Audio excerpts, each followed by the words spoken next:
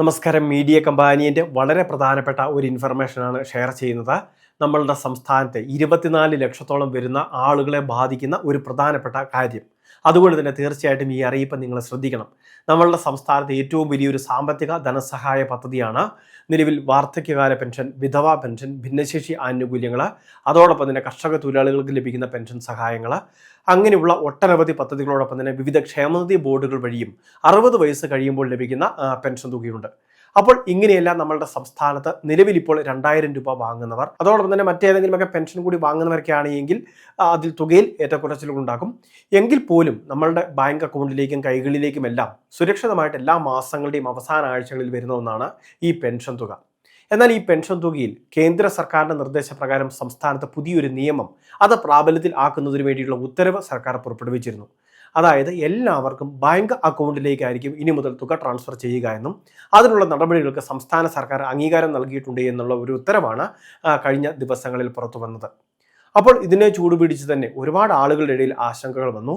നമ്മളുടെ സംസ്ഥാനത്ത് 24 ലക്ഷത്തോളം വരുന്ന ആളുകളെയാണ് നിലവിൽ ഇത് ബാധിക്കാൻ പോകുന്നത്. കാരണം അവർ നിലവിൽ വീടുകളിലാണ് സഹായം വാങ്ങുന്നത്.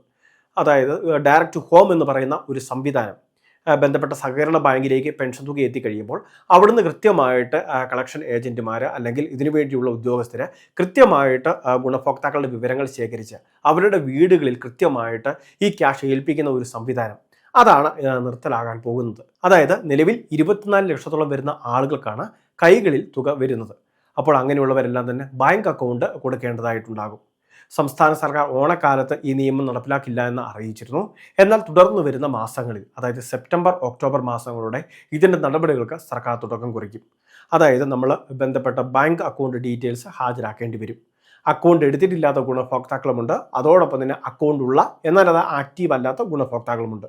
അപ്പോൾ അങ്ങനെയുള്ളവർ ചെയ്യേണ്ടത് നമ്മളുടെ സമീപമുള്ള ഏതെങ്കിലും ദേശസാൽകൃത ബാങ്കിൽ ഒരു അക്കൗണ്ട് ഓപ്പൺ ചെയ്യുക, അല്ലെങ്കിൽ നിലവിൽ അക്കൗണ്ട് ഉണ്ടെങ്കിൽ അത് മരവിച്ച അവസ്ഥയൊക്കെയാണ് എങ്കിൽ KYC രേഖകളൊക്കെ നൽകി, അതായത് നമ്മുടെ ആധാർ കാർഡിൻ്റെ ഒറിജിനലും അതിൻ്റെ ഒരു കോപ്പിയൊക്കെ ഹാജരാക്കി KYC പൂർത്തിയാക്കി കഴിഞ്ഞാൽ ഒരു ട്രാൻസാക്ഷനൊക്കെ നടത്തി കഴിഞ്ഞാൽ അക്കൗണ്ട് ആക്റ്റീവായിട്ട് കിട്ടും. അതിനുശേഷം നമുക്ക് ഈ ബാങ്ക് അക്കൗണ്ട് ഡീറ്റെയിൽസ് പിന്നീട് സമർപ്പിച്ചാലും മതിയാകും. നിലവിൽ ഇത് എടുത്തു വയ്ക്കുക. സർക്കാർ ഇത് ഏത് രീതിയിലാണ് അപേക്ഷകൾ സ്വീകരിക്കുന്നത് എന്നുള്ള കാര്യങ്ങളിൽ വ്യക്തത വന്നിട്ടില്ല. ഒരുപക്ഷെ നമ്മൾ ഓൺലൈൻ വഴി അപേക്ഷകൾ കൊടുത്ത് അക്കൗണ്ട് ആഡ് ചെയ്യുകയാവാം, അതല്ലെങ്കിൽ പഞ്ചായത്തിൽ ഇതിൻ്റെ ഡീറ്റെയിൽസ് ഏൽപ്പിക്കുകയായിരിക്കും ചെയ്യേണ്ടത്. അതിനെ സംബന്ധിച്ച് അറിയിപ്പ് വളരെ വൈകാതെ സർക്കാരിൻ്റെ ഭാഗത്തുനിന്ന് വരുന്നതാണ്. നിലവിൽ അക്കൗണ്ട് ഇല്ലാത്തവരൊക്കെ അക്കൗണ്ട് ഓപ്പൺ ചെയ്യണം. അതിന് ആധാർ പോലുള്ള അടിസ്ഥാന രേഖകൾ ഉണ്ടാവണം. അതോടൊപ്പം തന്നെ ആക്റ്റീവായിട്ടുള്ളൊരു മൊബൈൽ നമ്പർ ഉണ്ടാകണം.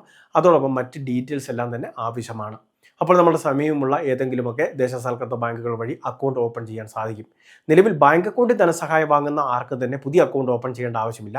അവർക്ക് നിലവിൽ ലഭിക്കുന്ന രീതിയിൽ തന്നെ ആനുകൂല്യം തുടരുന്നതുമാണ്. അപ്പോൾ നമ്മുടെ സംസ്ഥാനത്ത് സർക്കാർ നടപ്പിലാക്കാൻ പോകുന്ന ഏറ്റവും പ്രധാനപ്പെട്ട ഒരു നിയമമാണ്, ഇതൊരു സംവിധാനമാണിത്. അപ്പോൾ ഈ ഒരു പദ്ധതിയുടെ പ്രധാന നേട്ടം, സർക്കാർ വിതരണം തുടങ്ങുന്ന സമയത്ത് തന്നെ ഒരേ പ്രോസസ്സിങ്ങിൽ, ഒരൊറ്റ പ്രോസസ്സിങ്ങിലൂടെ തന്നെ DBT സംവിധാനം വഴി, ഡയറക്റ്റ് ബെനിഫിറ്റ് ട്രാൻസ്ഫർ, ആ ഒരു സംവിധാനം വഴി തന്നെ നമ്മളുടെ ബാങ്ക് അക്കൗണ്ടിലേക്ക് അപ്പോൾ തന്നെ തുക ക്രെഡിറ്റ് ആകുന്നു. അങ്ങനെയുള്ളൊരു മേന്മ ഇതിൻ്റെ ഭാഗമായിട്ടുണ്ട്. എന്നാൽ മുൻപത്തെ സാഹചര്യമൊക്കെ വരുമ്പോൾ, അതായത് പെൻഷൻ സർക്കാർ ഉത്തരവിറങ്ങി അതിനുശേഷം വിതരണം ആരംഭിച്ചു, ബന്ധപ്പെട്ട സഹകരണ ബാങ്കിൽ തുക എത്തണം, അത് നമ്മുടെ കൈകളിലേക്ക് എത്താൻ അല്പം കൂടി താമസമൊക്കെ ഉണ്ടാകും. അപ്പോൾ അങ്ങനെയുള്ള ബുദ്ധിമുട്ട് ഇവിടെ ഉണ്ടാകുന്നില്ല. ഇനി അതോടൊപ്പം തന്നെ ഇതിൽ ചിലരെ വീണ്ടും ഒഴിവാക്കുമെന്ന് സർക്കാർ അറിയിച്ചിട്ടുണ്ട്. അതായത് ബാങ്ക് അക്കൗണ്ട് നിർബന്ധമില്ല എന്ന് അറിയിച്ചിട്ടുണ്ട്. അത് തീരെ അവശതയുള്ള വ്യക്തികൾ നേരിട്ട് ബാങ്കിലെത്തിയോ അല്ലെങ്കിൽ മറ്റ് സംവിധാനങ്ങളുടെയോ പണമെടുക്കാനോ അതിൻ്റെ ഇടപാടുകൾ കൃത്യമായിട്ട് നടത്താനോ സാധിക്കാതെ വരുന്ന ഒരുപാട് ആളുകളുണ്ട്. അതോടൊപ്പം തന്നെ തീരെ അവശത അനുഭവിക്കുന്ന കിടപ്പ് രോഗികളുണ്ട്. അപ്പോൾ അങ്ങനെയൊക്കെ ഉള്ളവർക്കും തീവ്ര ഭിന്നശേഷിയൊക്കെ നേരിടുന്ന വ്യക്തികൾക്കുമെല്ലാം ഇതിൽ ഇളവുകൾ ലഭിക്കുന്നതാണ്. അപ്പോൾ സർക്കാരിൻ്റെ ഭാഗത്തു നിന്ന് മറ്റ് വിശദ വിവരങ്ങൾ വരുന്ന സമയത്ത് തന്നെ ഈ കാര്യങ്ങൾ നിങ്ങളുമായിട്ട് ഷെയർ ചെയ്യാം. അപ്പോൾ ഈ പ്രധാനപ്പെട്ട ഇൻഫർമേഷൻ എല്ലാവരും ഒന്ന് ശ്രദ്ധിക്കുക. അക്കൗണ്ട് തുടങ്ങിയ കാര്യങ്ങളൊക്കെ നമുക്കില്ല എങ്കിൽ കൃത്യമായിട്ട് അതൊക്കെ അവധി ദിവസങ്ങൾക്കെല്ലാം ശേഷം ഓപ്പൺ ചെയ്യുന്ന കാര്യമൊക്കെ പ്രത്യേകം ശ്രദ്ധിക്കേണ്ടതാണ്. വളരെ പ്രധാനപ്പെട്ട ഒരു ഇൻഫർമേഷൻ. ഇതുപോലുള്ള അറിയിപ്പുകൾക്ക് ചാനൽ സബ്സ്ക്രൈബ് ചെയ്യുക, ഫോളോ ചെയ്യുക.